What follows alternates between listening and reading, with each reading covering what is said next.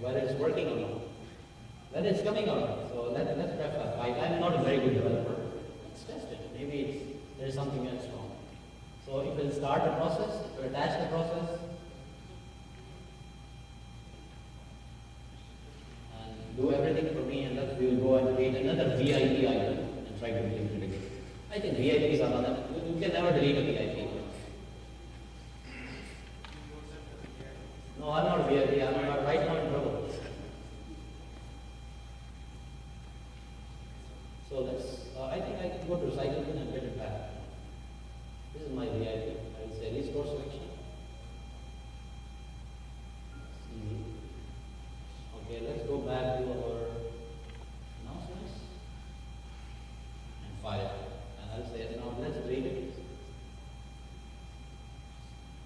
You see here, it's coming here. Let's see what is the issue. So it says title. So let's check it. I will come here and right click on that and click quick watch. And it's VIP, you know. So why it didn't work last time, I don't know. So I'll say property cancel equals true. You cannot hide, F5. Why it didn't work last time? I think the new string was something it might not have worked. So you can see that there's a message saying that you cannot delete line. So that's a basic thing. How to delete line with that. Okay, I interaction. Very nice. Okay, so let's go ahead now. I have like 5 minutes left. So let's quickly go through and do some more demos. Let's not go back to the presentation. Let's create another project. And this time what I'm going to do, I'm going to create, for example, let's create site definition. You want to create a site definition? It's more complex. What about sequential workflow? Have anybody ever developed a workflow with Visual Studio 2008, especially for SharePoint? No? Okay, let's go and develop a simple workflow. I don't know, I don't have too much time, but I think let's cancel that and create other thing. I don't want to use. Let's create a site definition. What is site definition? Site definition is a site that you see when you create a site. So there are lots of out-of-the-box site definition, but you see how quickly we can create a site definition now. Let's say community site definition. So this is my new site definition name. I select the site definition here. I click OK, and then it's a form solution for sure. So click finish. Now you know the thing is nobody can develop a site definition from scratch. You always have to copy site definition from an out-of-the-box site because you want to develop something like that. So what I'll do, I will simply go to the 12.5. See, I have this URL here. Okay, and let's go to 14, and I'll go to template, and you will see where the templates are normally copied. So site templates, I have a site here called STS.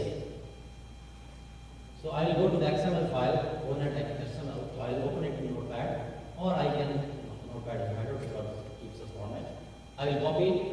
Nobody in the world, although maybe somebody who can develop it, but it's a lot easier. So I will close this for sake of some memory. And you see here, site definition is basically an XML file which defines the structure of your site once it's created. So I will simply overwrite it. You see, I don't need to change anything because everything is same. And now see, here we have some examples. For example, the top navigation, how the navigation will look like. What kind of list templates you want to be there? Document templates. So I don't need any document templates because I'm creating this site especially for something else. This is a demo site, so I don't want to create any template. And then, what is the configuration that you want to create? So I'll say -1. I don't need -1. Okay. And then I don't need anything like let's leave it. And let's go back to the third level, which is what module. So you see here configuration ID 1 blank site. So if we have created blank site before, I can simply delete it. There is 2 as well. So I will select them and delete them. I don't want to create them. And then the same applies to the modules. There is blank, default blank, and there is DLUS. I will delete them as well.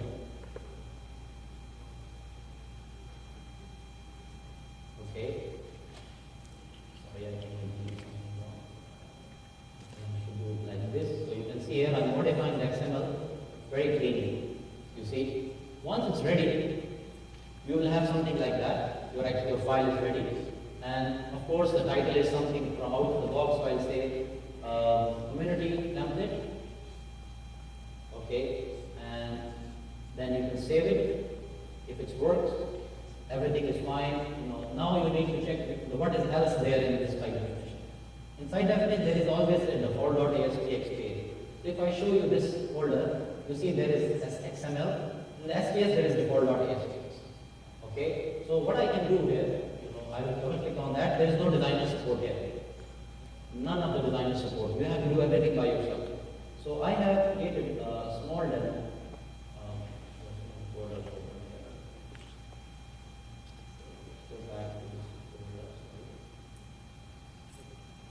So let's go to this code and try to find a simple HTML table.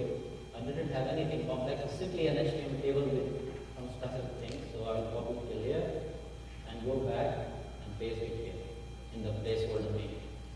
Okay, this is just to define the structure of what is written here.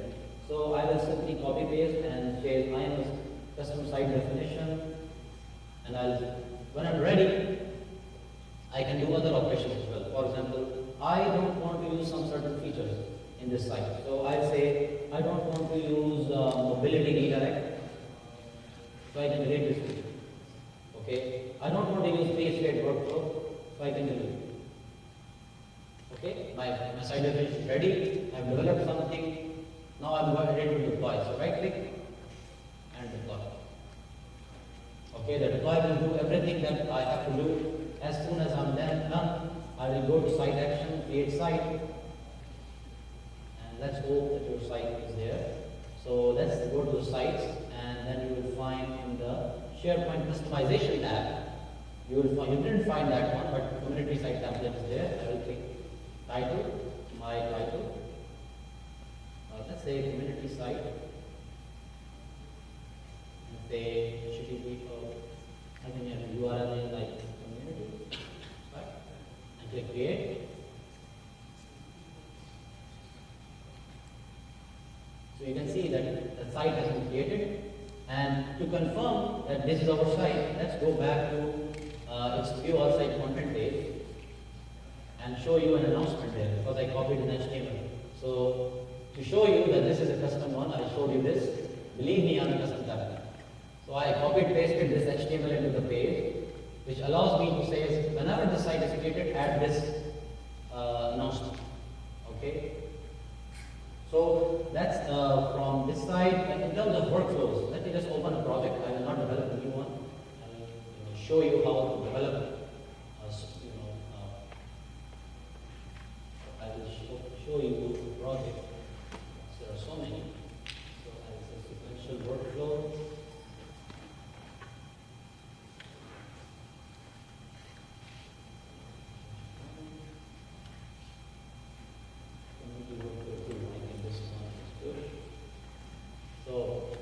How you can develop workflows is simple. You see, I'll give you a quick hint very quickly, and then I will close. Fine. The guys should come up the next one. Who's the next speaker? Okay, please come up. Okay, so you see, when you add a new project, add a new workflow, you will always have this workflow one.